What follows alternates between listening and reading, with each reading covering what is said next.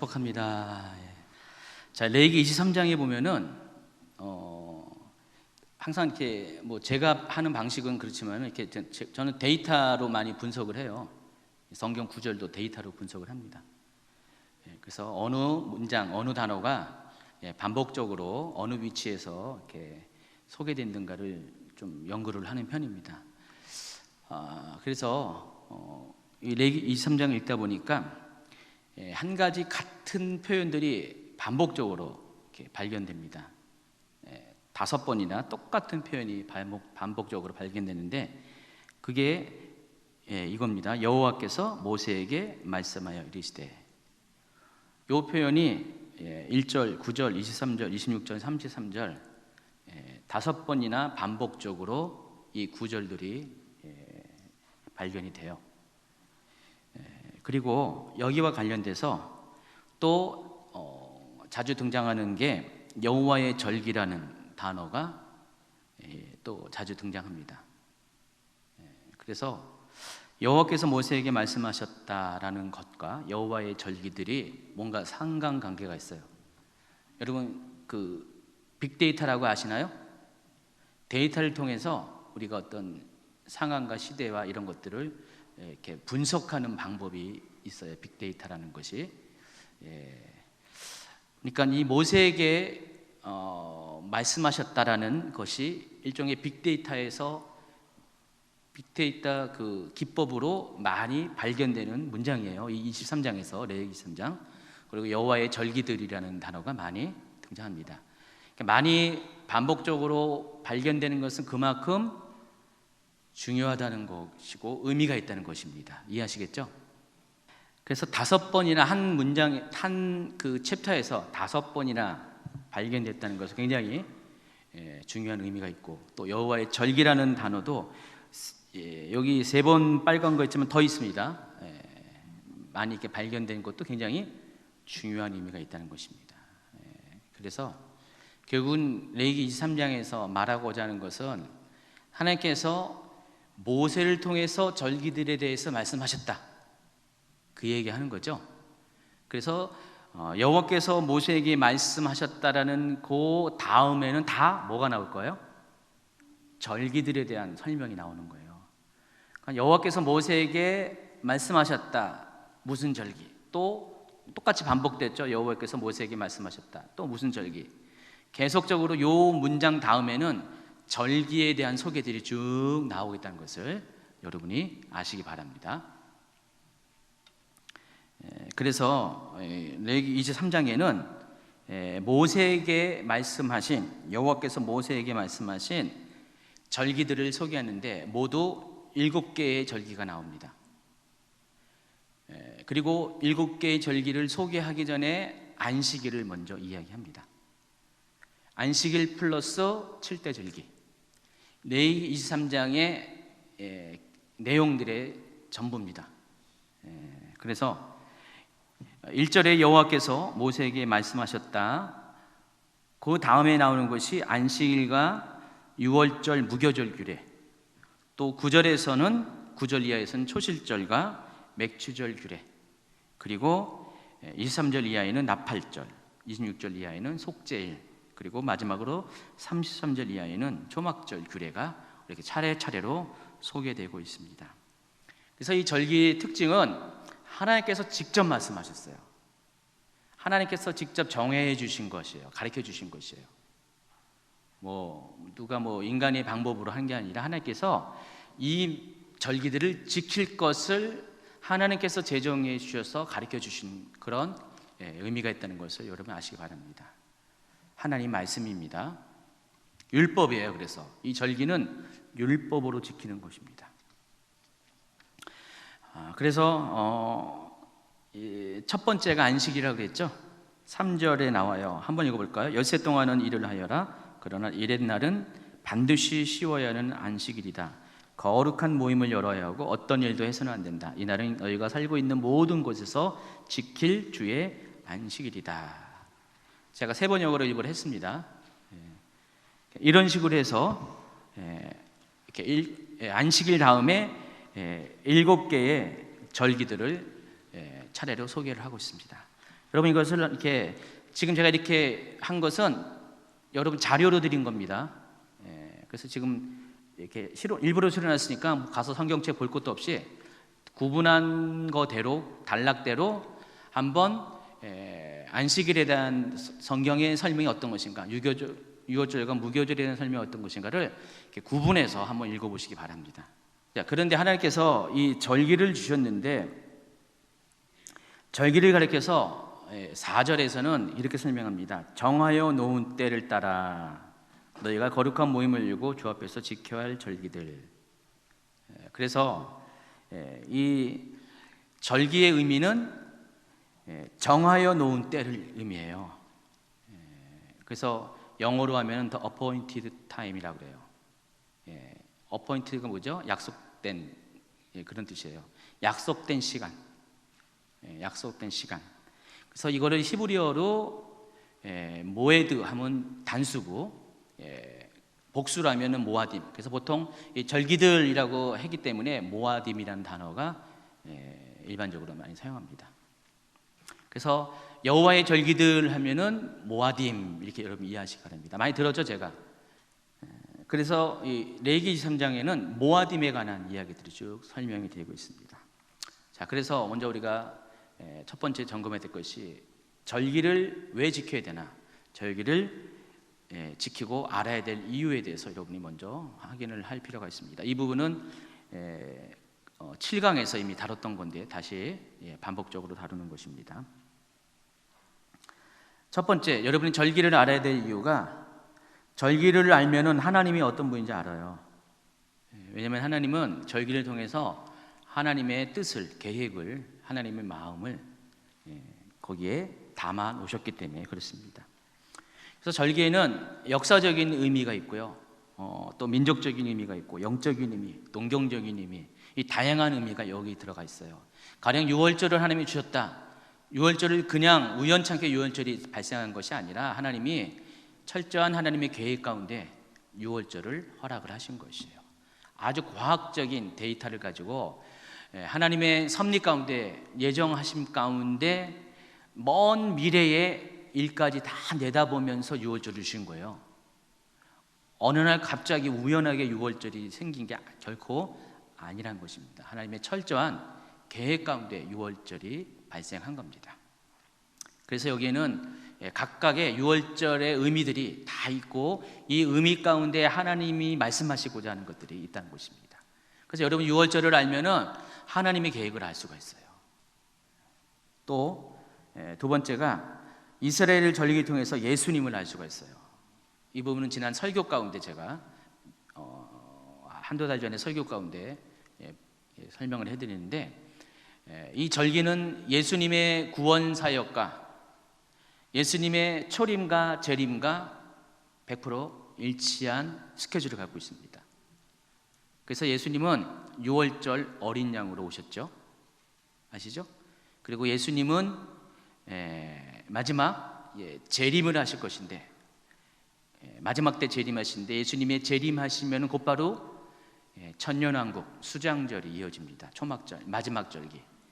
그래서 7대 절기의 시작인 유월절과 또 마지막인 초막절을 통해서 예수님 사역의 전체가 거기 다 시간표 순으로 다 거기 기록이 되어 있다는 것을 여러분이 아셔야 됩니다. 그리고 세 번째가 이스라엘 절기를 통해서 이스라엘 민족의 경험을 할 수가 있어요. 뒤에 설명하겠지만은 이스라엘의 절기 때마다 이스라엘 민족에게는 민족적인 중요한 사건들이 발생했어요. 그래서 이스라엘의 이 절기를 알면은 이스라엘의 역사를 알게 돼요. 이스라엘 민족의 역사적인 체험들을 알 수가 있다는 것. 그리고 마지막으로 종합적이죠. 우리가 이 절기를 통해서 우리의 과거와 현재, 미래를 알게 된다는 것입니다. 열린다 성경 시리즈로 유명하신 그 류모스 선교사님이 절기를 알고 싶다, 그럼 이렇게 하라고 조언한 게 있습니다. 이스라엘 가서 1년 동안 살아보라는 거죠. 1년 동안 살고 겪어보면은 절기에 대해서 몸으로 겪게 돼서 좀 어느 정도 알게 된다는 겁니다. 여러분이 1년 동안 한국에 있으면 어떻게 돼요? 한국에 뭐 절기가 딱 2개밖에 없잖아요. 예, 구정하고 그다음에 추석 2가지죠. 예. 사실 구정에 뭐 하는지 알잖아요. 추석 날 뭐 하는지 알잖아요.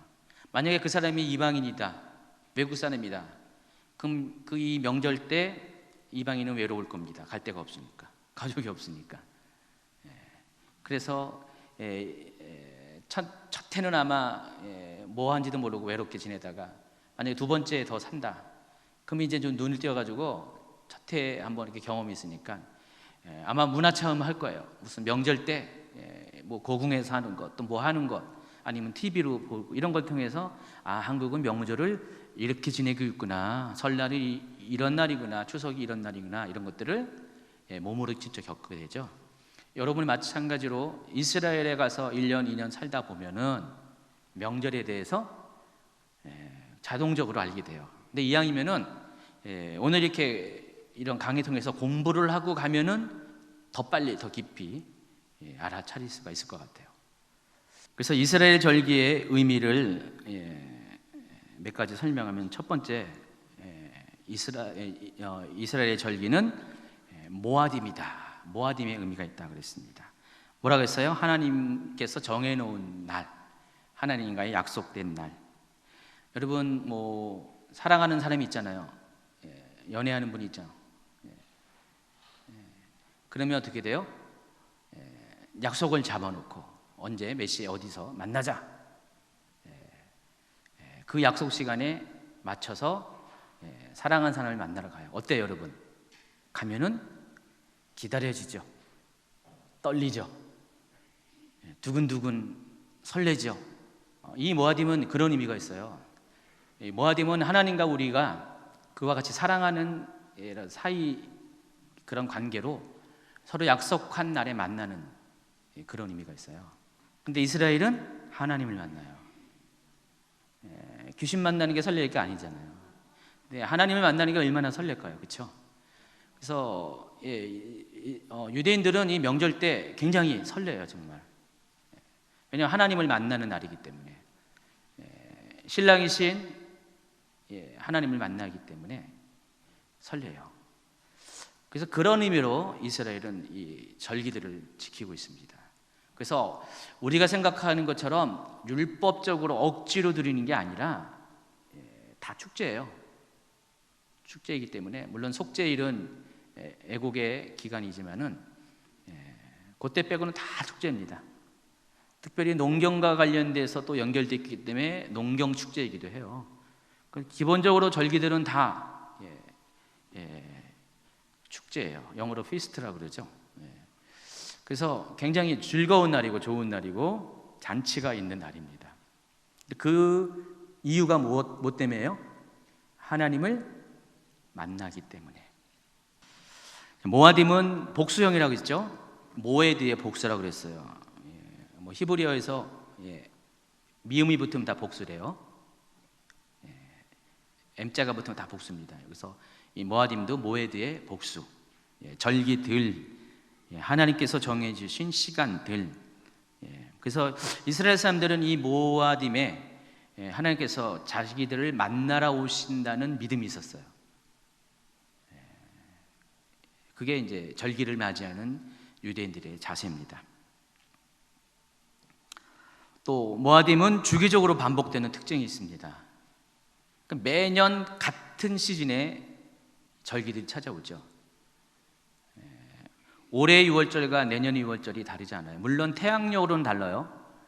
근데 유대인의 달력으로는 매년 똑같은 날이죠. 그래서 봄부터 이 절기가 시작돼가지고 가을절기. 이스라엘은 겨울절기가 없습니다. 봄절기, 여름절기, 가을절기가 있어요. 그것도 여름절기는 오순절에 해당하고요. 여름 초반에 하고, 실은 대부분은 가을절기하고 봄절기 있죠. 그러니까 7대 절기 중에서 봄절기에 3개가 있고 또 가을절기에 3개가 있습니다. 그래서 봄과 가을에 절기들이 집중되어 있어요. 근데 이것이 매년 같은 시기에 반복적으로 절기들이 찾아온다는 것입니다. 모아딤이 반복되는 것처럼 하나님의 역사도 반복됩니다. 실제로 제가 그 다음 장에 표를 그려놨는데 한번 표를 볼까요? 시간 관계상 뭐 이걸 다 설명할 수는 없고요. 여러분 관련된 영상들, 티칭들이 유튜브 찾아보면 있을 거예요. 실제로 이스라엘 역사 가운데 많은 중요한 사건들이 절기 중에 일어났어요. 그래서 몇 년 전에 어느 목사님이 여기에 관련된 책을 쓴 것 같은데, 여러분 생각나시죠?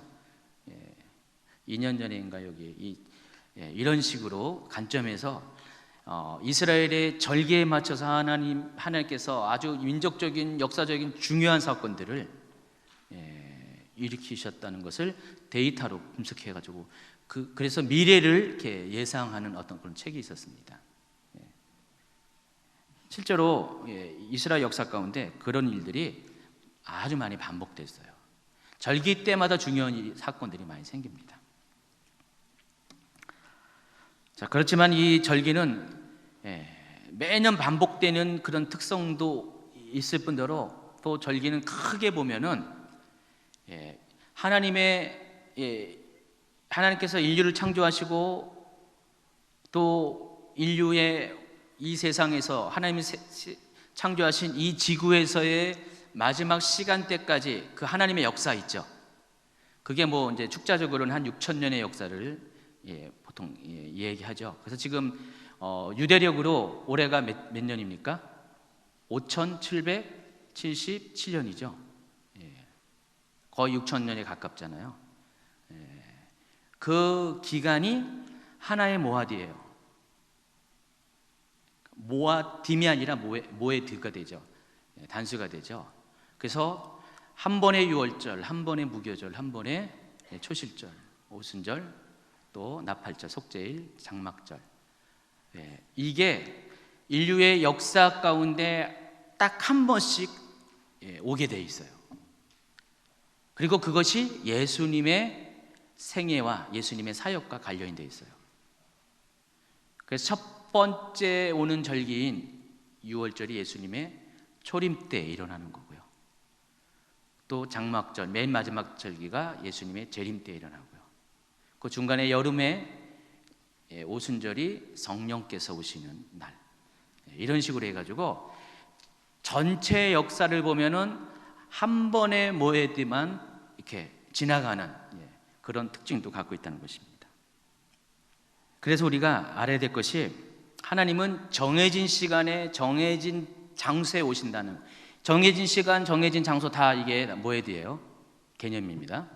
정해진 시간과 정해진 장소에 오신다는 것들을 여러분이 명심하시고 또 명심하시라는 것입니다. 그래서 정해진 시간은 바로 그 절기들을 말하고 정해진 장소는 하나님이 임재하시는 장소가 있어요. 어딜까요? 성막 또는 성전. 출애굽기 25장 8절 9절 같이 읽읍시다. 내가 그들 중에 거할 성소를 그들을 시켜 나를 위하여 짓되 무릇 내가 내게 보이는 장막의 식양과 그 기구의 식양을 따라 지을지니라 그랬어요. 내가 그들 중에 거할 성소를 지으라 그랬습니다. 하나님은 정해진 이 성소에 오셔요. 그래서 기본적으로 이스라엘이 성막이 있을 때는 하나님은 성막 가운데 임했어요. 하나님은 무소부재하시잖아요. 편재하시잖아요. 하나님은 안 계시는 곳이 없고 어딘가지 다 계시는데 그럼에도 불구하고 하나님이 특별히 만나러 오시는 곳이 있다는 것이죠. 그게 어디라고요? 성소. 그래서 성막, 성전이 성소에 해당하는 거죠. 그리고 하나님이 언제나 찾아오시지만은 그래도 약속된 시간에 설레임을 갖고 찾아오는 시간대가 있어요. 그때가 언제라고요? 절기라는 것입니다. 그래서 여러분이 그 시간대에 그 장소에 있으면은 하나님을 만날 확률이 올라가는 거죠. 우리가 지금 어느 장소에 어느 시간대 하나님을 만날 수도 있지만은 이왕이면 여러분이 예배 시간에 또 예배가 드려지는 성전에 오면은 하나님을 만날 가능성이 더 업되는 거예요. 여러분 한번 이렇게 평소에 하나님은 어디든지 계시니까 나는 뭐 아무 때나 어디든지 하나님 만날 거야 하면서 그 믿음을 가지고 뭐 교회에서 드리는 예배 시간 이런 것들 깡그리 무시하고 여러분 편한 대로 그냥 집에서 아무 데서나 그냥 아무 시간대나 예배 드려보세요. 하나님 만날 수 있을 것 같아요? 생각으로는 만날 것 같은데 못 만나요. 그래서 그런 사람들은 한 몇 개월 지나면 신앙 다 까먹어요. 정말 그렇습니다. 며칠 전에 어느 집사님이 저한테 그러더라고요. 목사님, 그분이 이제 사업 시작하면서 바쁘셨어요.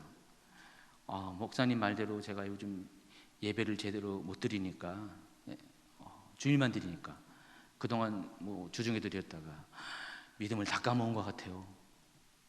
실감하겠대요. 그렇지 않나요, 여러분?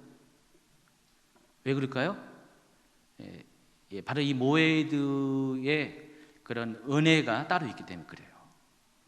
정말 하나님이 정해진 장소에서 정해진 시간대에 예배 드리는 때 더 깊이 만나 주십니다.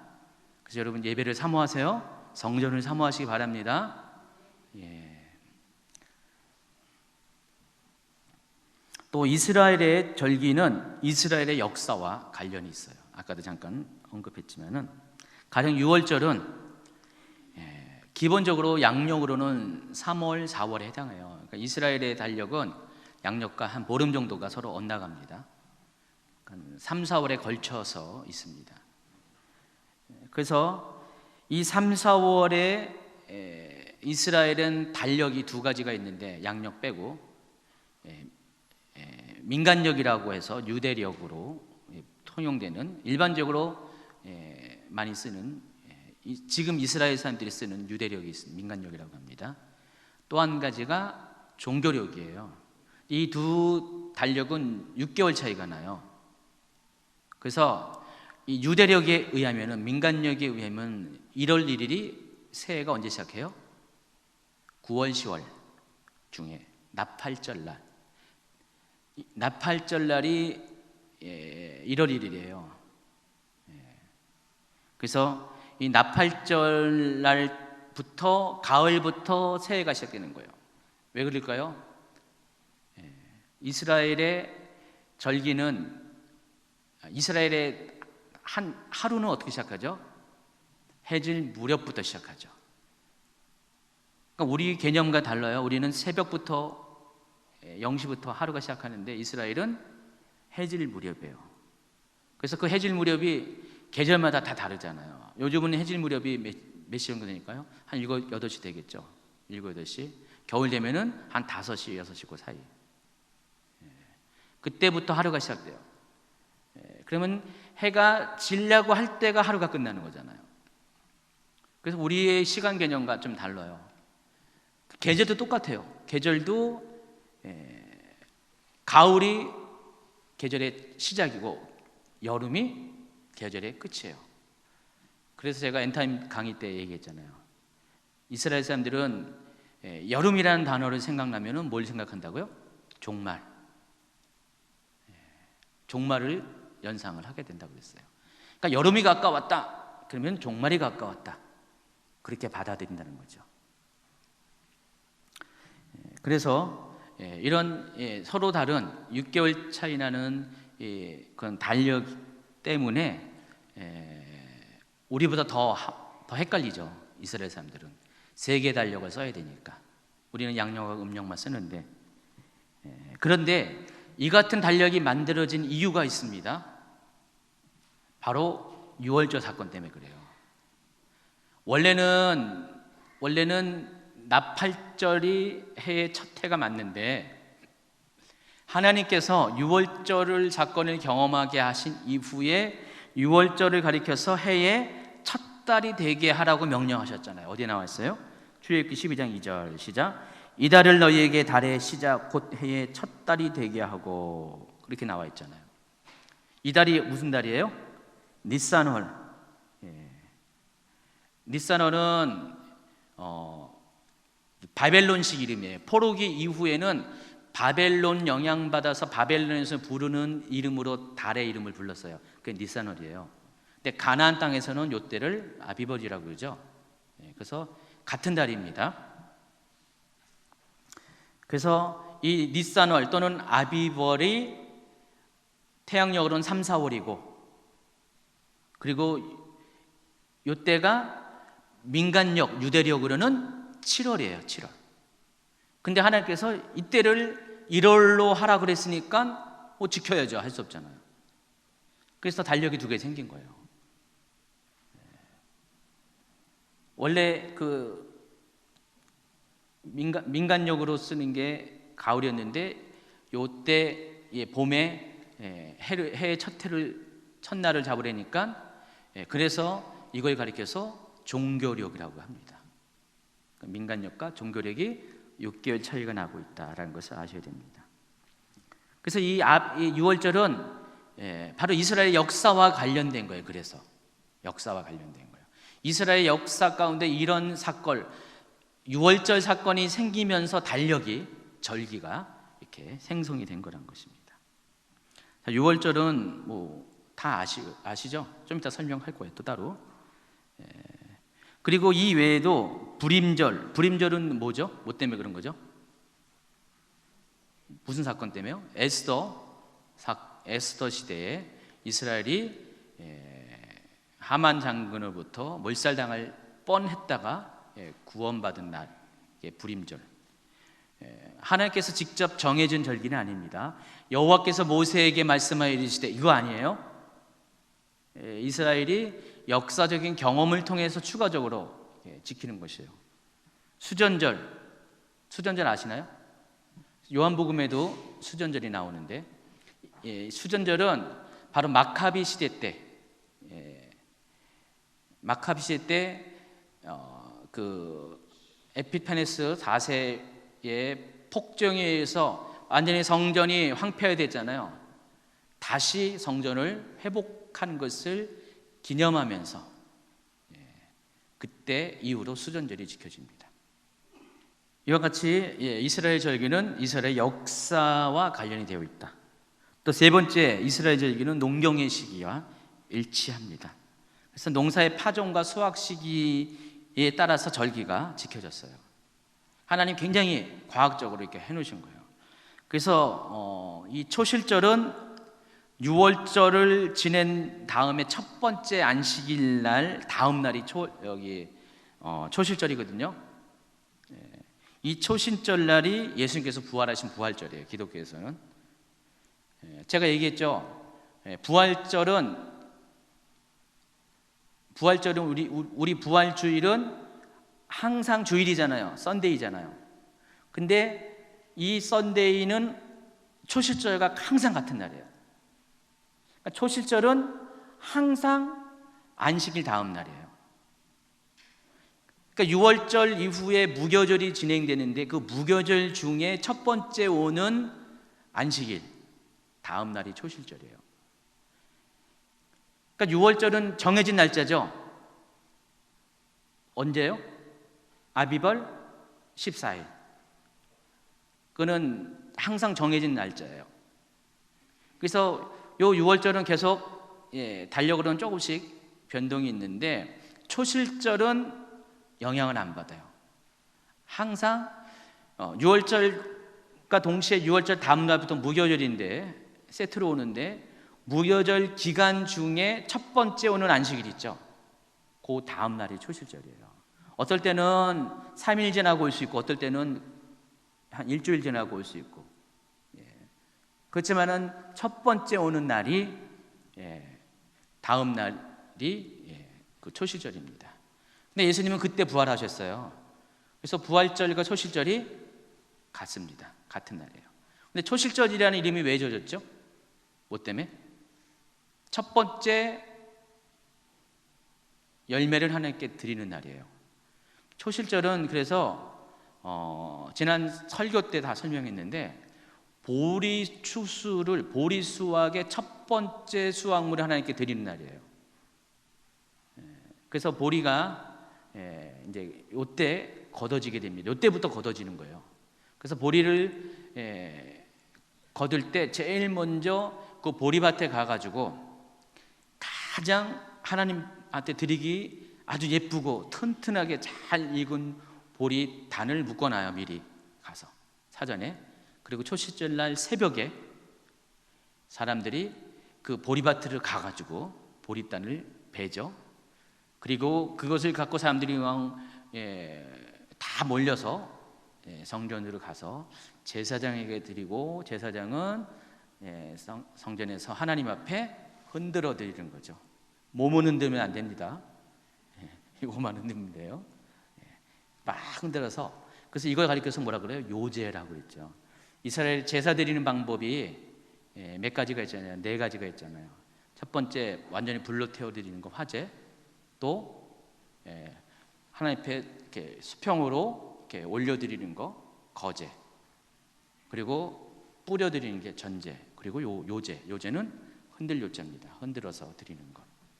그러니까 제사 드리는 목적에 따라서 이런 제사 드리는 방법이 조금씩 차이가 있습니다. 그래서 이 보리단은 요제로 흔들어 드립니다. 그게 초실절입니다. 그래서 보리 추수의 첫 수확물을 하나님께 드리는 날이 초실절. 그런데 칠칠절이 있습니다. 칠칠절은 이 초실절이 있고 난 다음에 77이 49. 그게 77이에요. 7일이 7번 지났다. 77절이에요. 49일이 지난 다음에 그 다음 날. 근데 이게 또 하루가 열흘을 순이라고 그러잖아요. 날짜 계산에. 그래서 5개의 순이 지나간다 해가지고 오순절. 77절이라고도 부르고 오순절. 그리고 이날을 맥추절이라고 불러요. 이 맥자는 무슨 맥자냐면 밀맥자예요. 한자로 보리두맥이라고 그러고 밀두맥이에요. 그러니까 보리추수가 아니라 이때는 밀추수 해가지고 똑같이 초실절날 보리를 하나님께 올려드리는 것처럼 이때도 이번에는 밀을 하나님께 이렇게 올려드리는 그런 날입니다. 그리고 초막절은 모든 농작물 수확이 다 마친 다음에 농사가 완료되는 그때 우리 추수감사절하고 똑같죠. 미국의 우리 추석과 똑같죠. 그런 농경적으로 보면은 그런 의미에서 초막절이라고 했는데 그 농경적인 의미에서는 수장절이라고 부르고 초막절 또는 장막절은 종교적인 의미에서 민족적인 경험에 의해서 초막절, 장막절이라고 부릅니다. 348페이지 가면은 그런 것들을 감안한 이스라엘의 절기표를 이렇게 참고사항으로 이렇게 해놨어요. 쭉 보시면 알겠지만은 양력으로 12월 또 1월 그리고 2월 3월 그 사이 겨울비가 온다고 그랬죠. 이때가 뭐라고요? 우기. 반대편에 상대적으로 한 2달 정도 더 긴 시간이 건기, 여름이에요. 그래서 이때는 가뭄 때는 물이 전혀 비가 안 옵니다. 그런데 우기 때는 12월부터 2월까지 비가 억수로 쏟아집니다. 집중호우로 쏟아진다고 지난주 설교 가운데 얘기했네요. 그리고 그 중간에 이른비와 늦은 비가 있어요. 거기에 또 관련된 달들이 있어요. 이건 전부 다 여기 있는 쓰여진 달들은 전부 다 이 바벨론식 이름이에요. 여기 2개, 3개가 그 가나안식 이름이 또 이렇게 성경에 나오고요. 거기에 맞춰서 각각의 농사를 파종하고 거둬들이는 그 농경 시간표가 다 쭉 있잖아요. 한번 요거 이렇게 쭉 이렇게 보세요. 이처럼 이스라엘 절기는 농경과 관련되어 있다는 것을 여러분이 아시기 바랍니다. 본격적으로 바로 이 모아딤에 대해서 본래적인 의미인 모아딤의 의미를 가지고 또 설명을 하겠습니다. 4번 여호와의 절기들. 자, 레위기 23장을 보면은 안식일을 포함해서 일곱 개의 절기들이 순서적으로 아주 질서정연하게 잘 설명이 되어 있습니다. 또 다른 성경에도 이런 절기들의 설명이 많이 있는데, 그래서 이것들을 다 이렇게 정리해서 우리가 6월절은 안식일은 뭐고 6월절은 뭐고 무교절이 뭐고 이런 것들을 설명이 가능합니다. 그래서 제가 하겠다는 거예요 지금요. 이스라엘의 7대 절기는 여러분 한번 외워서 해보세요. 봄절기부터 시작. 6월절, 뭐 거기 보지 마시고 절을 보세요. 6월절, 두 번째 무교절, 세 번째 초실절, 네 번째 오순절, 다섯 번째 나팔절, 여섯 번째 속죄일, 일곱 번째 초막절. 7대 절기는 다 외우셔야 돼요, 여러분. 왜냐하면 7대 절기 굉장히 중요해요. 이 7대 절기에 맞춰서 예수님 사역이 이루어지기 때문에, 그래서 우리가 7대 절기를 잘 알면은, 또 의미를 잘 알면은 예수님의 사역을 보다 깊이 이해할 수가 있어요. 네. 근데 그 중에서 3대 절기를 따로 또 나눕니다. 3대 절기가 뭘까요? 첫 번째 6월절, 오순절, 맥추절이라고 그러죠. 그리고 초막절. 봄절기를 대표하는 6월절, 여름절기를 대표하는 오순절, 가을절기를 대표하는 초막절. 처음과 끝과 중간 딱 맞죠? 절기의 첫 번째, 중간절기, 맨 마지막 절기, 이 세 가지 절기를 3대 절기라고 합니다. 그래서 율법으로 정한 것이 이 3대 절기 시즌에는 반드시 이스라엘의 모든 남자들은 성전에 와야 돼요. 그리고 예배해야 돼요. 모에드가 있는 날에 모에드가 있는 장소로 오라는 거죠. 뭐 때문에요? 하나님을 만나기 위해서. 그래서 성경의 표현도 그래요. 하나님에게 얼굴을 보이라고 그럽니다. 하나님 앞에 대면하기 위해서 그렇게 오라는 거예요. 각각의 처소에서, 장소에서, 시간대에서 하나님을 생각하고 하나님을 개인적인 예배를 드리는 삶을 살지만은, 특별히 요 세 개의 절기만큼은 놓치지 말고 꼭 와서 특별한 장소에서, 정해진 장소에서 정해진 날에 하나님을 만날 것을 명령합니다. 왜 그럴까요? 하나님이 거기서 복을 주시기 위한 거죠. 출애굽기 34장 23절 시작. 너희의 모든 남자는 매년 3번씩 주 여호와 이스라엘 하나님 앞에 보일지라. 그래서 요 날은 특별히 성회로 모입니다. 성회. 그러니까 요리식으로 말하면 집회예요.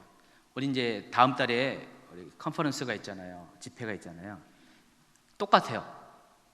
요 세 개의 절기 때는 이렇게 이런 식으로 집회가 열려지는 거죠. 성회가 열려지는 거죠. 축제가 열려지는 겁니다. 하나님께 제사를 드리고 모든 사람들이 이 날을 즐깁니다. 그래서 이 3대 절기, 또 더 나아가서 이 7대 절기를 지키면 지킬수록 그 사람은 영적으로 건강해요. 그러니까 여러분이 성전에서 예배를 드리면 드릴수록 여러분이 영적으로 건강해집니다. 그건 뭐 틀림없는 사실이에요. 제가 목회적인 경험을 보니까 예배에 잘 드린 사람과 못 드린 사람은 정말 차이가 있어요. 힘들더라도 여러분 예배에 오셔야 돼요. 집에서 이렇게 예배 드리는 거 아닙니다. 모에드가 아니기 때문에 여러분 꼭 성전에 와서 예배 드리시기 바랍니다. 자, 그러면은 그 모에드 중에서 제일 먼저 안식일을 이야기하겠습니다. 나머지 이 7대 절기는 한 번 했기 때문에 제가 짧게 핵심적인 것만 할 거고, 오늘은 지난번 때 잘 다루지 않은 안식일을 좀 많이 다룰 겁니다. 자, 안식일이 왜 7대 절기를 이야기하는 레위기 23장에 들어가 있을까요? 왜 그럴까요? 안식일은 여러분이 뭐 아실는지 모르겠지만은 모든 절기의 기초의 기본. 그러니까 절기들을 하나님께서 주시기 전에 먼저 안식일 주신 거예요. 다른 절기들이 나타나기 전에, 이스라엘 역사 가운데 율법으로 주어지기 전에 창세기에 바로 첫 번째로 나온 게 뭐예요? 안식일이에요. 하나님께서 6일 동안 세상을 창조하시고 7일째 되는 날 안식하셨다. 바로 그것이 안식일의 기원이죠. 그래서 안식일은 모든 절기보다 가장 앞선 거고요. 창조 때 이미 시작된 겁니다. 역사 가운데 첫 번째로 하나님을 만나기 위해서 하나님께서 준비해 놓은 그런 구별된 정해진 날이라는 것입니다. 그래서 제가 제목을 이렇게 담아놨어요. 모아딤으로서의 샤밧. 샤밧이 안식일이라는 뜻입니다. 그래서 하나님께서 이 모아딤을 정한 목적처럼 샤밧을 정한 목적도 그날에 당신의 백성을 만나기 위해서. 그러니까 하나님도 안식일을 기다리시는 거예요. 그러니까 6일 동안 기다리셨다가 제 7일 날 안식일 날 하나님 백성을 만나길 원하세요. 근데 우리는 그렇지 않은 것 같아요. 하나님은 우리를 만나기 원하셔가지고 이 정해진 이 성전에 와서 기다리고 계시는데, 우리는 맨날 이렇게 바람 맞히는 사람 있잖아요. 하나님을 바람 맞히는 사람. 여러분들 가끔 바람 맞히죠? 그러면 안 된다는 거죠. 어떻게 사랑하는 사람을 바람 맞춥니까? 사랑하지 않기 때문에 바람 맞히고. 여러분, 하나님을 사랑하면은 무슨 일이 있어도 안식일날 교회에 오셔야 돼요. 여러분이 하나님을 사랑하잖아요. 뜨겁잖아요. 자정한 금요일까지 안 빠지고 다. 그러니까 예배는 그냥 눈에 불을 켜고 쫓아다닙니다. 사모하면. 우리가 하나님을 사랑하면은 예배를 그렇게 더 열심히 찾아 나오게 됩니다. 예배는 모여들기 때문에 하나님이 그 정해진 시간에 정해진 성에서 정해진 사람들을 만나러 오는 시간이기 때문에 꼭 그렇게 하기 바랍니다. 안식일이 바로 그런 의미라는 것입니다. 안식일 날은 그래서 축복된 날이에요. 하나님을 만나는 날이기 때문에. 그래서 주일날 이렇게 은혜가 더 커요.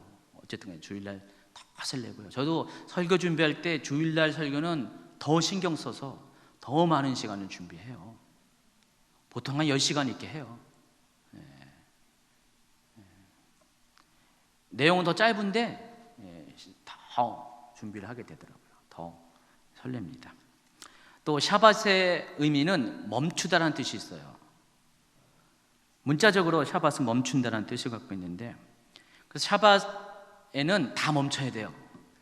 하나님께 나아가기 위해서 여러분 멈춰야 됩니다. 바쁘면은 안 멈추면은 하나님께 못 나가요. 그렇잖아요. 하나님께 나아가는 것은 여러분 대가를 지불해야 돼요. 여러분이 하는 모든 것들을 중지시켜야지 하나님을 만날 수가 있어요.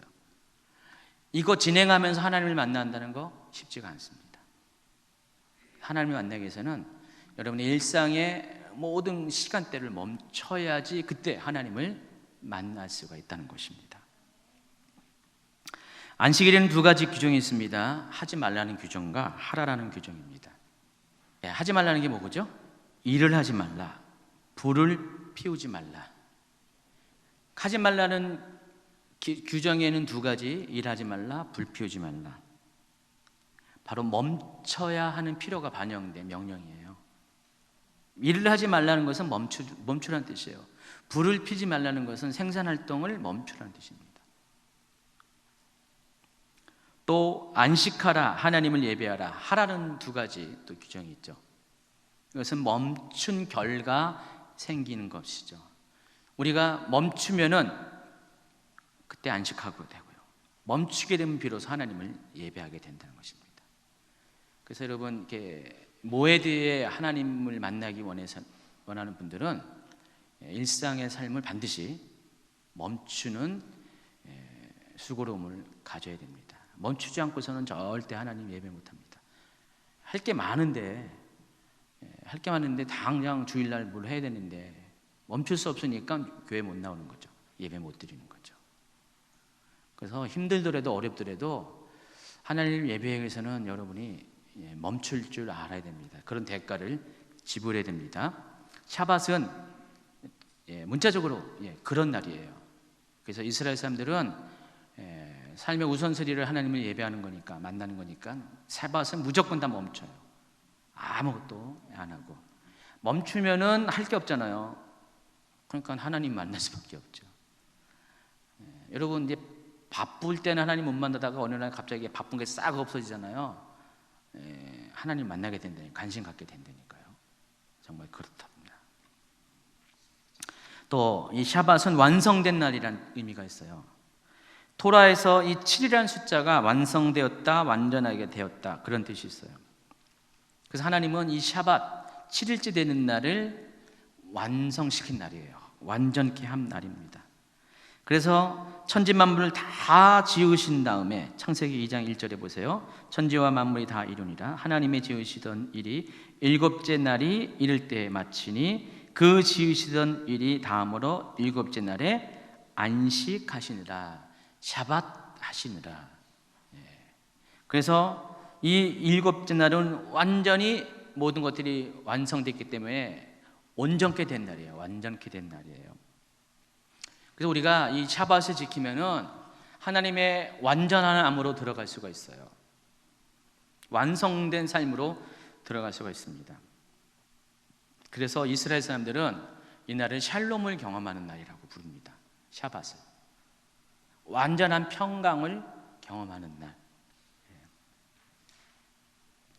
재밌는 거는요, 레위기 23장에서 안식일 다음에 소개되는 그 모에드가 유월절이에요. 실제적인 첫 번째. 그런데 이 유월절이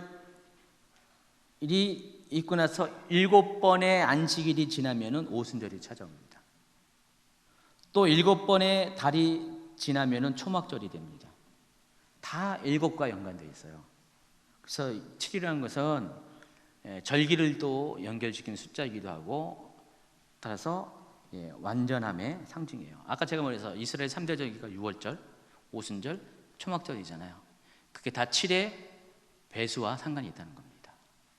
이해하시겠어요?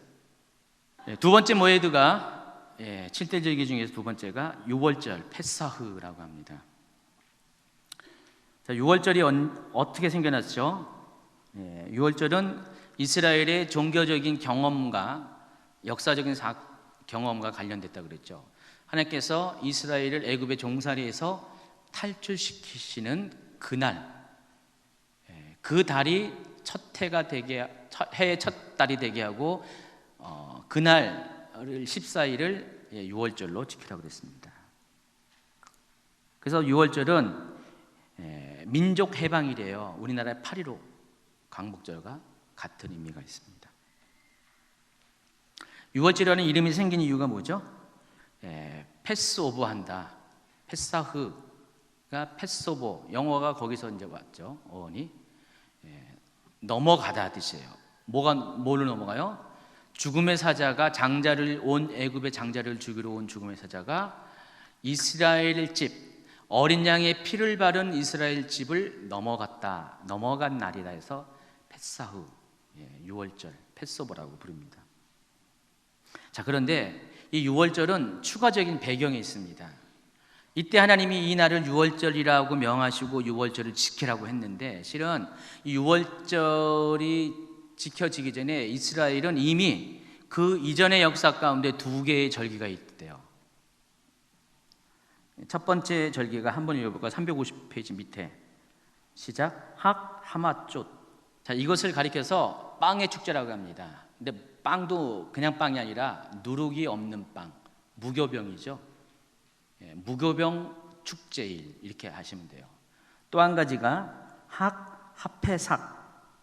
이것은 어린 양의 축제라고 부릅니다. 이 두 가지 축제가 유월절 이전에 이미 이스라엘 공동체는 지켜지고 있었어요. 자, 이 유월절 모에드는 하나님께서 명하신 율법으로 준 거잖아요. 율법 이전에 이 두 가지의 절기를 지켰다는 것입니다. 여러분, 11조가 율법이죠. 근데 율법 이전에 11조를 했어요. 하나님과의 관계 안에서. 그렇죠? 그런데 이 11조는요, 하나님이 먼저 하라고 한 게 아니라, 아브라함이 먼저 11조를 한 게 아니라, 이미 그때 당시 아브라함이 살던 당시에 이 11조의 전통은 보편적인 믿지 아니하는 하나님이 모르는 사람들의 삶 가운데 이미 있었던 전통이에요. 그래서 자기가 존경하고 고마워하는 사람이 있으면은 존경의 표시로, 감사의 표시로 수입의 소득의 11조를 이렇게 드리는 전통이 있었습니다. 그러니까 아브라함 말고도 그때 당시 사람들은 그런 것들을 이미 행하고 있었어요. 아브라함은 그것을 쫓아서 멜기세덱에게, 영원한 대제사장인 멜기세덱에게, 하나님의 제사장이죠. 그 전쟁에서 승리하고 온 그 감사의 표시를 하나님께 드리는 것처럼 하나님의 제사장인 멜기세덱에게 11조를 드린 거예요. 그리고 창세기 28장에 또 한 번 나오죠. 야곱이 베델에서 하나님께 서원하잖아요. 만약에 하나님께서 내가 지금 아비 집을 떠나서 정처 없이 방랑한 생활을 하는데 다시 편안하게 돌아오게 하면은 하나님께 그 과정 중에 11조를 드리겠습니다. 서원을 하게 됩니다. 율법 이전에 있었어요. 창세기 때는 아무 율법이 없었어요. 근데 이걸 가지고 하나님께서 율법으로 정해 주셨잖아요. 마찬가지입니다. 이 유월절 이전에 이 두 가지의 축제가 있는데 하마조, 핫페삭, 이 두 가지 축제는 하나님과는 상관없는 그 당시에 어떤 그 중동 지역에서 이스라엘 사람들이 자발적으로 진행됐던 축제예요. 그러니까 유월절이 있기 전에 몇백 년 전부터 있었던 거예요. 특별히 포로 시대 때, 여기서 포로는 애굽의 포로 말하는 겁니다. 바벨론 포로가 아니라 애굽의 포로 시대 때 이미 하나님과 상관없이 지켜진 축제였습니다. 그리고 이 축제가 공교롭게 바로 이 아비벌에 있었어요. 봄에 같은 달 안에 이 두 가지 축제가 있었습니다. 첫 번째 이 무교병의 축제는 바로 농업을 배경으로 하는 것이에요. 이스라엘 민족이 목축업도 했지만은 또 농업도 했었는데 그 농업과 관련된 그런 축제가 하마조입니다. 그래서 이때는 이렇게 무교병을 이렇게 누룩을 넣지 않는 빵을 만들어서 그걸 가지고 축제를 축하하는 그런 축제고요. 또 한 가지가 이 핫팩삭은 바로 목축이 주업인 이스라엘의 민족적인 그 정서를 배경으로 어린 양을 이렇게 제물로 드리는 축제였어요. 그 어린 양 축제입니다. 자, 그런데 하나님께서 이미 이스라엘 사람들이 이것을 지켜왔는데 그 경험들을 무시하지 않고 이스라엘이 애굽에서 탈출하는 바로 그날을 이 두 가지의 그들이 지켰던 그런 축제들을 하나님 방식으로 하나님의 절기로 만들어 준 거예요. 정해 준 거예요. 그래서 어린 양 축제인 이 핫페삭이 6월절이 되는 거고, 또 무교병 축제인 그 하마절이 바로 무교절이 되는 겁니다. 절기들을 잘 살펴보면은 인간의 하나님과의 관계 이전에 이미 하나님은 다 경험했던 것들을 하나님의 시간대 안에서 그것을 잘 정리시켜서 절기로 이렇게 만들어 주세요. 그래서 6월절도 그런 거고, 무교절도 그런 겁니다. 초실절은 아닐까요? 초실절도 마찬가지예요. 그 대상만 좀 다를 뿐이죠.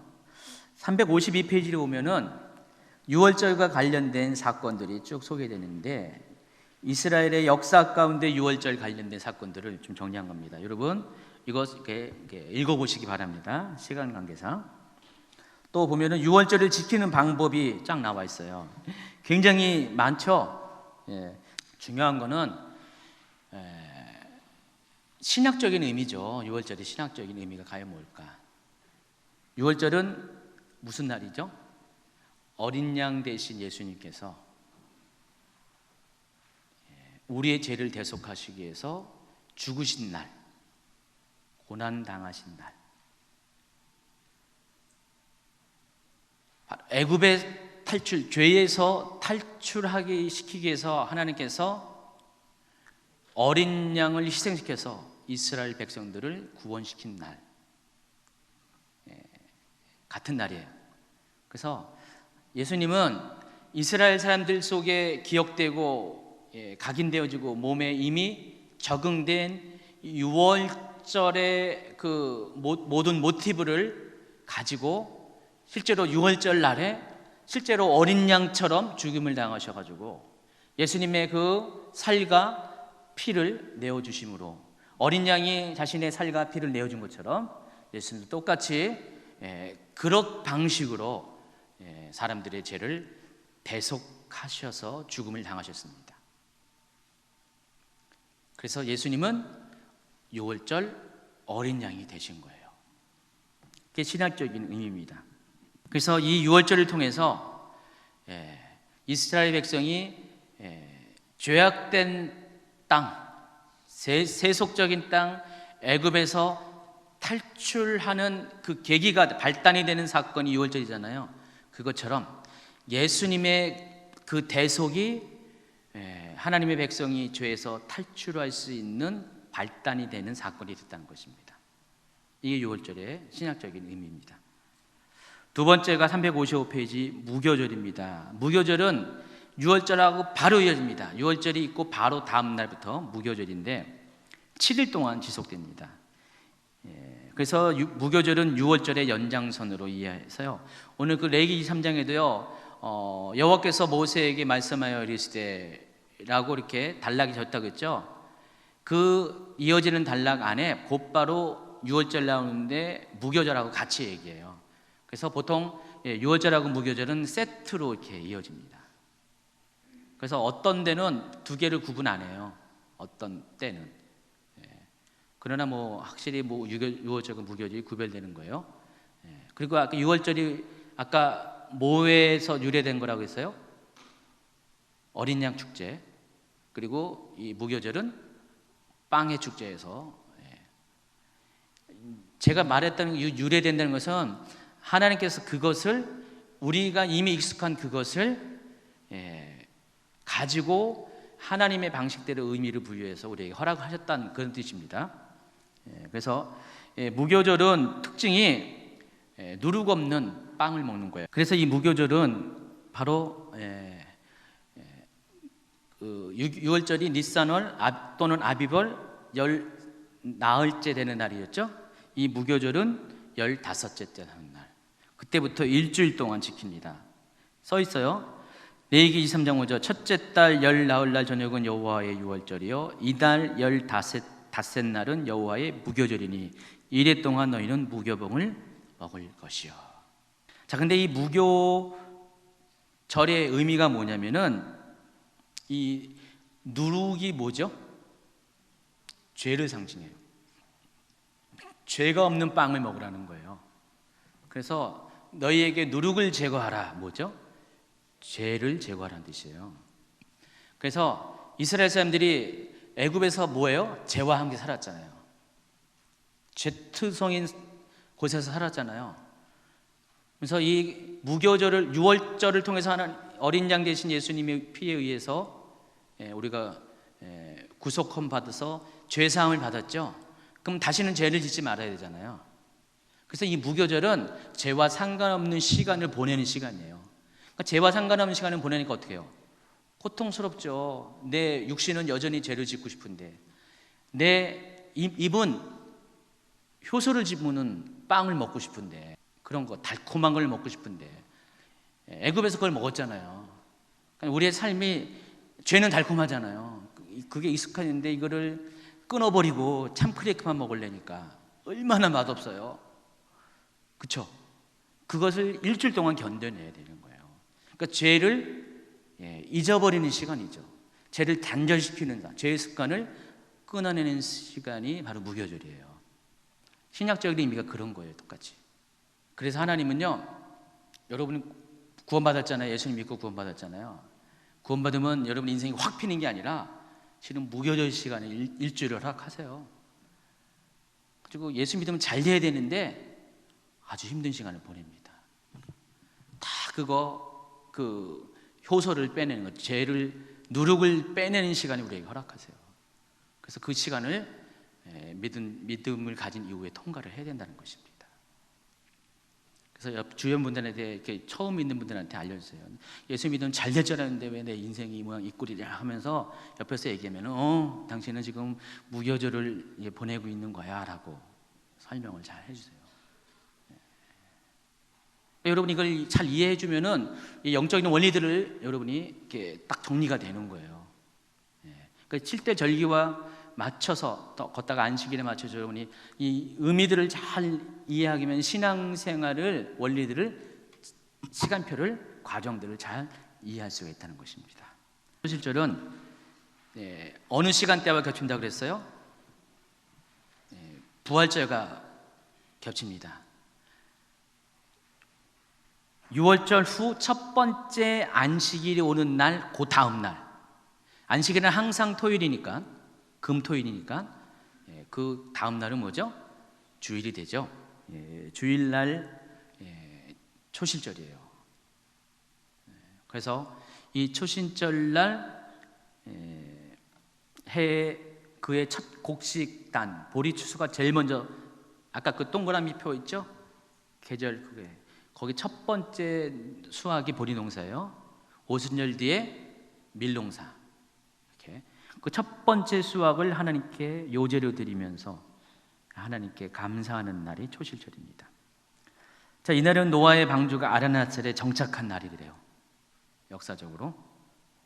또 이스라엘이 홍해를 건넌 날. 또 이스라엘 백성이 약속의 땅 가나안에서 첫 열매를 먹는 날. 다 초실절이라고 합니다.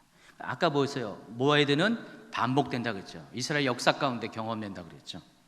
그래서 6월절과 무교절은 광야 가운데 그때 지켰고요.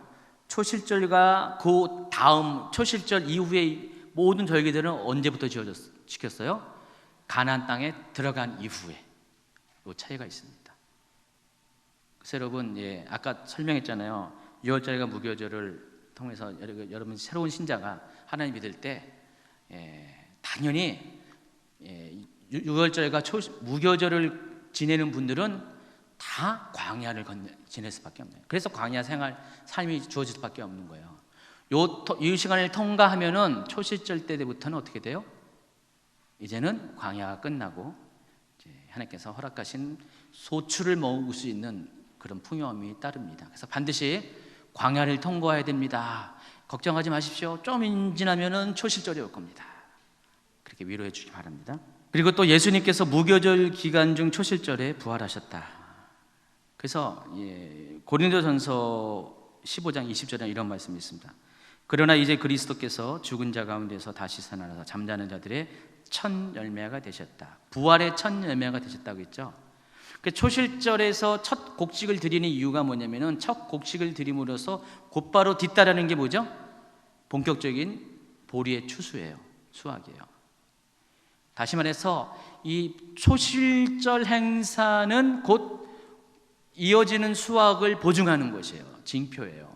그러니까 초실절 첫 열매가 첫 단이 하나님께 드려질 때 드려져야지만 그때 이후에 비로소 이스라엘의 장터에서 보리 거래가 이루어진 거예요. 그러니까 초실절 예배를 안 드리면은 장사를 못 한 거예요. 상거래가 안 돼요.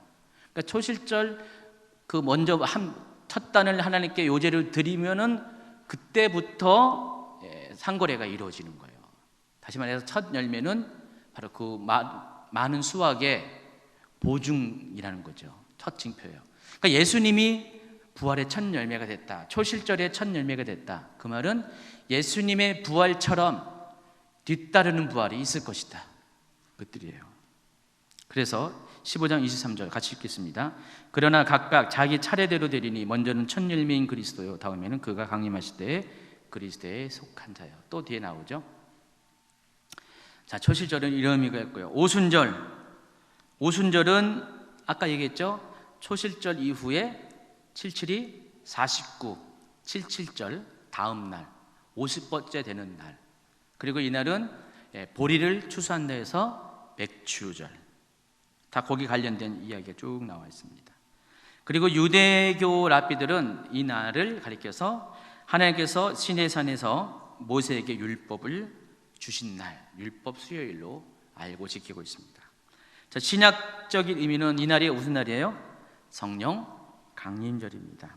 오순절 날이 이미 이름에 그들이 다 같이 한 곳에 모였더니 호련히 하늘로부터 급하고 강한 바람 소리 같은 소리가 있어 그들이 앉은 온 집에 가득하며 마치 불의 혀처럼 갈라지는 것들이 그들에게 보여 각 사람에게 하나씩 임하여 있더니 그들이 다 성령의 충만함을 받고 성령의 말하심을 따라 다른 언어들로 말하기를 시작한다 그랬습니다.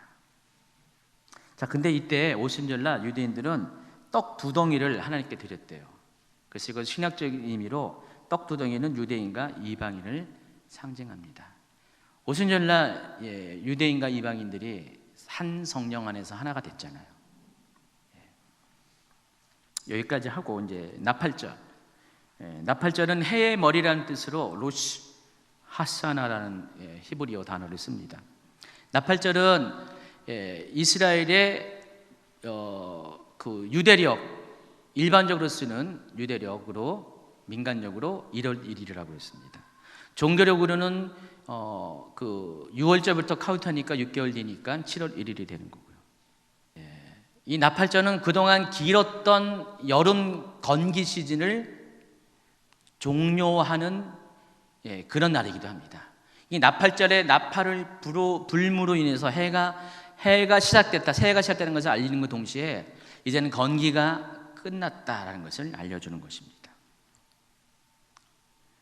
그리고 이 나팔절은 여러분 잘 아시다시피 바로 예수님의 재림과 관련되어 있어요.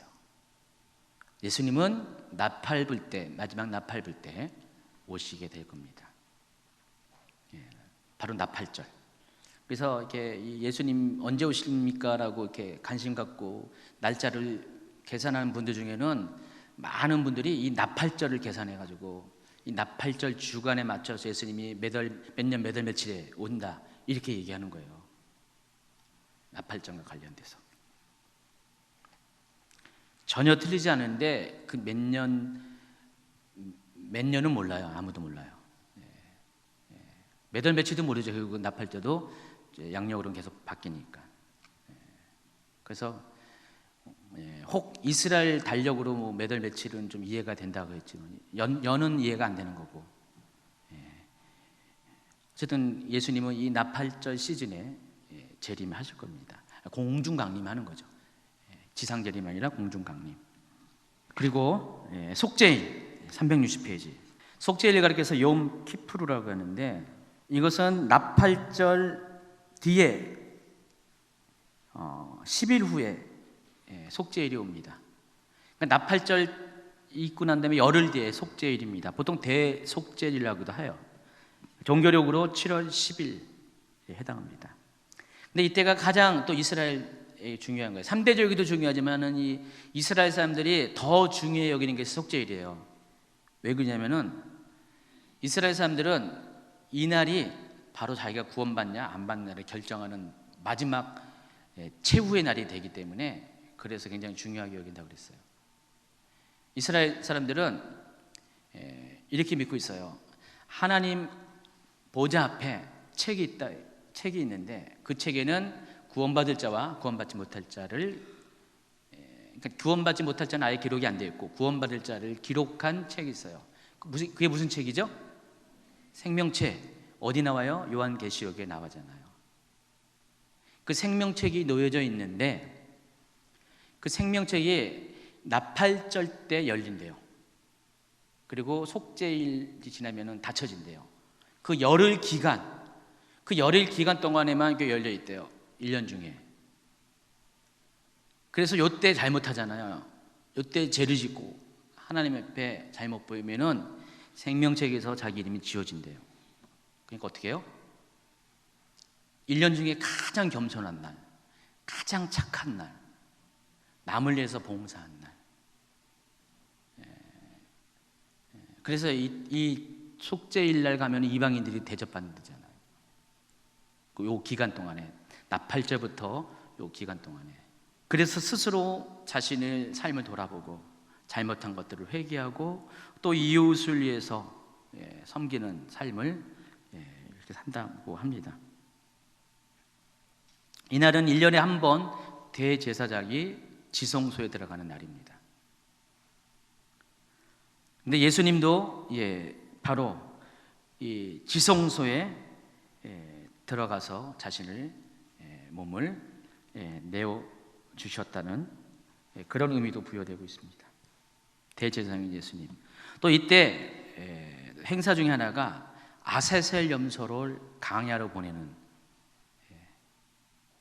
레위기 16장 8절 시작. 두 염소를 위하여 제비뽑되 한 제비는 여호와를 위하고 한 제비는 아세셀을 위하여 할지며 아론은 여호와를 위하여 제비 뽑은 염소를 속죄제로 드리고 아세셀을 위하여 제비 뽑은 염소는 산채로 여호와 앞에 두었다가 그것으로 속죄하고 아세셀을 위하여 광야로 보내지니라. 이 대속죄일 날 염소 두 마리를 택해서 한 마리는 하나님께 제사를 드리고 한 마리는 산채로 두었다가 광야로 보냅니다.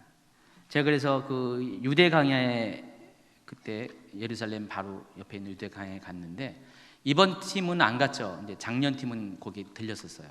작년 팀은 갔는데 거기에 그 산 정상에 아사셀 염소를 절벽으로 버리는 장소가 있어요. 전통적으로 있는 데가 있어요. 그게 무슨 산 이름이 시브리어가 아니고 그냥 영어 이름인데 무슨 산이었는데, 거기 보면은 이제 아세셀 염소를 이제 이렇게 버린 그런 장소가 있습니다. 그러니까 절벽에 데려가서 염소를 집어 던지는 거예요. 여러분 그거 아시죠? 그 염소는 원래 그 굽 때문에 절벽을 막 타고 다니잖아요.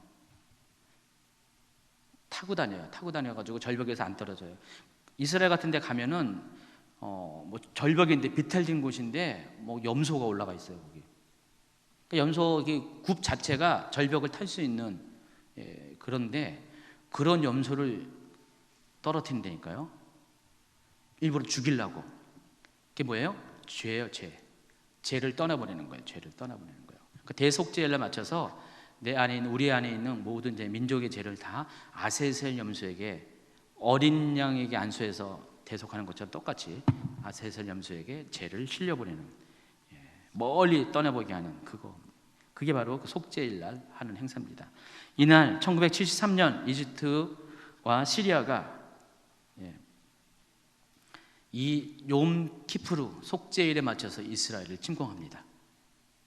그래서 욤 키프루 전쟁이라고 합니다. 역사 가운데 이런 일이 있습니다. 그리고 마지막에 이제 드디어 마지막 초막절, 스콧이라고 부릅니다. 스콧. 다른 말로 장막절. 초막절과 장막절의 의미는 같은 의미고요.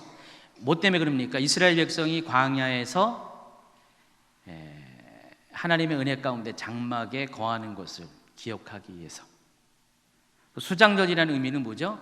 모든 곡식을 다 추수가 끝난 다음에 저장한다는 의미에서, 가을 추수가 끝난 다음에.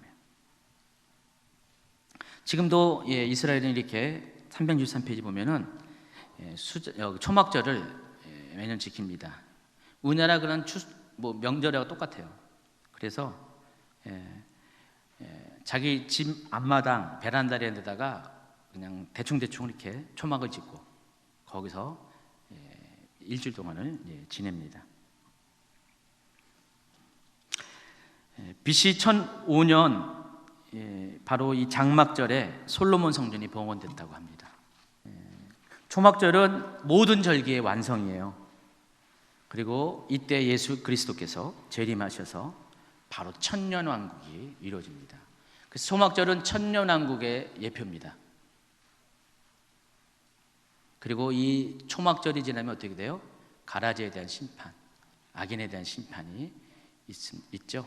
그게 바로 계시록 20장에 나와 있는 백보자 심판, 바로 마지막 부활이 이때 일어납니다. 악인의 부활이 일어나게 됩니다.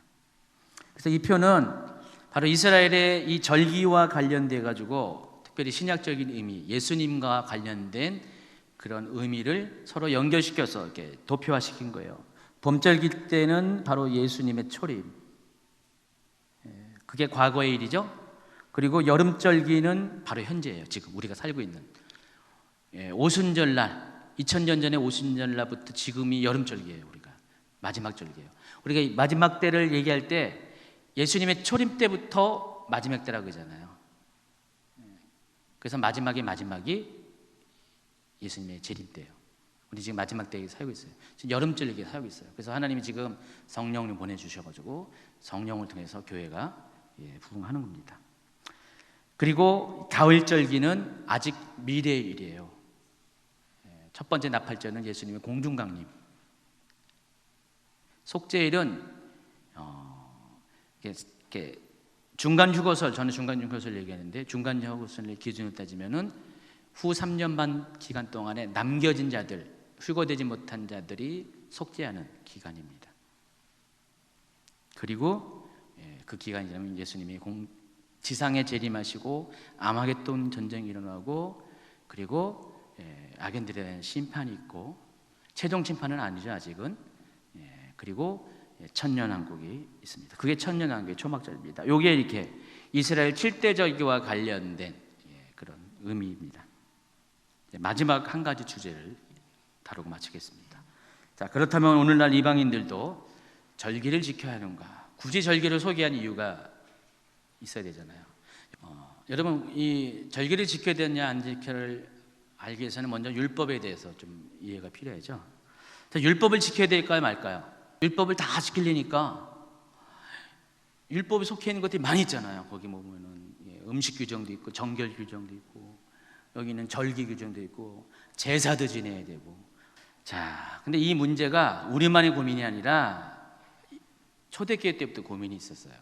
초대교회 때 처음에는 그 복음이 유대인들에게만 전해졌잖아요. 그때는 율법과 관련돼서 율법을 지켜야 되냐 마냐가 문제가 없었어요. 왜 그럴까요? 어차피 유대인은 정체성은 율법을 다 지키기 때문에. 예수님도 율법을 지켰고 사도들도 다 율법을 지켰어요. 큰 문제가 없었는데 그 복음이 문제는 이방인들에게 넘어갔을 때 문제가 생깁니다. 그럼 과연 이방인으로서 크리스찬이 된 사람도 율법을 지켜야 되냐 마냐, 이것 때문에 실질적인 갈등이 생겼어요. 그게 어디서 생기냐면 안디옥 교회에서. 안디옥 교회에서 처음으로. 그래서 예루살렘으로부터 어떤 사람들이 안디옥 교회에서, 이미 안디옥에는 바울과 바나바가 있었잖아요. 거기 와가지고 이미 믿은 사람도 율법을 지켜야 된다고 얘기니까 유대인들 입장에서는 큰 문제가 아닌데 이방인들에게는 굉장히 큰 문제잖아요. 당장 해야 될 게 할례를 해야 되고. 그러니까 이게 쉽지가 않죠. 유대인들은 어릴 때부터 아예 할례를 했기 때문에 문제가 없지만은 이방인들은 갑자기 무슨 할례를 하면은 위험하죠. 죽을 수도 있고. 그러니까 여러 가지 걸리는 게 많으니까 사절단을 파송합니다. 대표로 바울과 바나바를 파송시킵니다. 바울과 바나바를 파송시켰는데 가서 그 안디옥 교회의 고충을 이야기합니다. 그랬더니 베드로가 벌떡 일어나서 자기 입장을 얘기하죠. 좀 있다가 야고보가 또 벌떡 일어나서 자기 입장을 얘기하죠. 그래서 결론되어진 게 뭐죠? 야고보의 최종적인 발언에 힘입어서 네 가지, 하나님이 정말 가증하게 여기는 네 가지만 하지 않으면은 율법을 지키지 않아도 된다. 자기들끼리 이렇게 결정을 내렸어요. 그게 사도행전 15장 19절부터. 그러므로 내 의견에는 이방인 중에서 하나님께로 돌아오는 오는 자들을 괴롭게 말고 다만 우상의 더러운 것과 음행과 목배어 죽인 것과 피를 멀리하라고 편지하는 것이 가하니, 이는 예로부터 각 성에서 모세를 전하는 자가 있어 안식일마다 회당에서 그 글을 읽음이니라 그랬어요. 이게 여지껏 여러분이 하는 지금 우리 레위기 정결법에 해당하는 거죠. 그 얘기를 하는 거예요. 그러니까 정결에 이렇게 어긋나는 요 네 가지만 하지 말라. 그래서 바울과 바나바를 다시 돌려보내면서 바울과 바나바만 보내지 않고 유다와 실라를 함께 보내잖아요. 그게 오늘 이제 큐티 본문이에요. 유다와 실라를 같이 보내서 증인으로 보내는 거죠. 예루살렘 대표로 보내서 똑같은 말을 하게 돼서 문제를 해결합니다. 끝났죠. 이제 율법 안 지켜야 되죠, 이방인들. 근데 한 가지 더 여러분이 알아야 될 것은, 그럼에도 불구하고 유대인들은 여전히 율법을 지켰어요. 계속 사도들은 율법을 지켰다는 겁니다. 그렇기 때문에 여러분이 믿는 자가 됐다고 해서 율법을 폐한다? 하나님 뜻이 아니라는 겁니다. 자, 마태복음 5장 17절에 보세요. 내가 율법이나 선지자나 폐하러 온 줄로 생각하지 말라. 폐하러 온 것이 아니라 완전하게 하려 함이라. 진실로 너희에게 이르노니 천지가 없어지기 전에는 율법의 1.1획이라도 반드시 없어지지 아니하고 다 이루리라 그랬어요. 예수님의 입장은 뭐래요? 율법 폐기 아닙니다. 율법을 계속해서 지킬 것을 얘기하고요.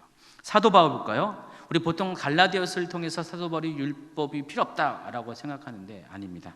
로마서 3장 31절 그런즉 우리가 믿음으로 말미암아 율법을 파기하느냐? 그럴 수 없느니라. 도리어 율법을 굳게 세우느니라. 그리고 로마서 13장 8절 10절에서 이렇게 말합니다. 피차 사랑의 빛 외에는 아무에게든지 아무 빛도 짓지 말라. 남을 사랑하는 자는 율법을 다 이루었느니라. 사랑은 이웃에게 악을 행하지 아니하나니 그러므로 사랑은 율법의 안성이다. 아까 이미 여러분이 얘기했던 건데, 그러니까 율법은 지키냐 지키지 말라라는 그런 논의 자체가 필요 없는 거예요. 실은요. 그러니까 율법은 하나님으로부터 오는 선한 것이에요. 좋은 것이에요. 다만 우리가 이방인으로서 율법을 지킨다는 것은 쉽지가 않아요. 그래서 율법 자체에 대해서는 반대하지 않습니다. 지키는 것에 대해서 성경은. 그렇지만은 율법으로만 구원을 받는다는 것, 율법이 구원에 있어서 충분 조건이라는 것에 대해서는 반대해요. 그러니까 율법을 안 지켜도 믿음으로서 구원을 받는 거예요. 그러나 믿음이 있는 사람은 오히려 율법의 모든 요구들을 그 믿음으로 말미암아 완성시키는데, 사랑만 있다면 율법을 우리가 다 의식적으로 지키지 않아도 율법을 지키는 결과들이 나타난다는 것이죠. 이해하시겠죠? 그래서 율법의 동기는 사랑이라고 말하잖아요. 하나님께서 하나님부터 우리를 사랑하는 사랑 때문에 율법을 주신 거고, 또 우리 또한 하나님을 사랑하기 때문에 율법을 지키는 거죠. 자, 그러면은 절기는 어떻게 돼요, 여러분? 지켜야 돼요, 말아야 돼요? 안 지켜도 돼요. 그렇지만은 지킬 수 있으면은 지키는 것이 더 좋죠. 율법 절기 안 지킨다고 여러분 구원과 아무 상관이 없어요. 율법 절기를 지키라고 강요할 필요도 없어요. 그러나 그보다 더 한 단계 성숙된 사람은 절기를 지킴도 나쁘지 않아요. 그러니까 절기를 지킨다고 해서 뭐라 그럴 필요가 없는 거죠. 근데 문제는 자꾸만 절기를 율법적으로 강조하는 건 문제예요. 지금 실은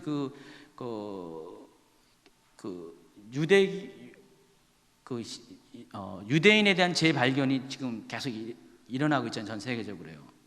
대체 신학이 점점 약해지고 다시 원래 그 뿌리인 유대교를 자꾸만 이렇게 회복시키려고 하는, 왜냐면 유대인이 회복돼야지 마지막에 오니까 그런 시도들이 하면서 여러 가지 다양한 그런 어떤 그 방식들이 있는데, 그 중에 하나가 유대교의 뿌리를 완전히 복원하자 하는 사람들이 있어요. 근데 이분들은 좀 문제가 있어요. 그러니까 유대인처럼 우리 똑같이 살 것을 막 강조해요. 근데 성경에서는 베드로도 바울도 그렇게 요구하지 않습니다. 이방인대로의 삶을 존중해 준 거예요. 이미 예루살렘 공회 때 사도행전 15장에 이미 다 그것들이 결론에 내려진 거예요. 그러니까 우리가 유대인처럼 똑같이 반드시 의무적으로 지켜야 될 필요는 없어요. 그거 지키고 안 지킨다고 해서 구원과 상관없는 건 아니에요. 그러나 이미 구원받은 백성들이 하나님께서 우리에게 선하게 주신 목적대로 율법을 관리하고 존중해 준다면은 필요에 따라서는 우리가 선택해서 지킬 수가 있는 거죠. 가령 여러분 이 코시어 같은 거 음식 규정 잘 보면은 제한이 많지만은 코시어만 잘 지켜도 여러분이 건강해요. 낙지 먹으면 소가 벌떡 일어난다고 그러지만은 코시어에는 낙지는 불결한 음식이죠. 정결하지 못한 음식이에요. 아쉽지만은 낙지 그래 안 먹자. 뭘 그렇게 생각할 수도 있고요. 그렇잖아요. 먹어도 돼요. 그렇지만은 안 먹을 수 있어요.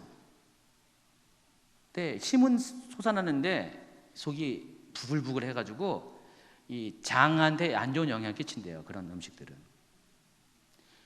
특별히 이 광야에 있는 이스라엘 사람들에게 그런 치명적이에요. 뭐가 배에 문제를 일으켜요. 지금은 괜찮죠. 우리가 위생적으로 먹지만은.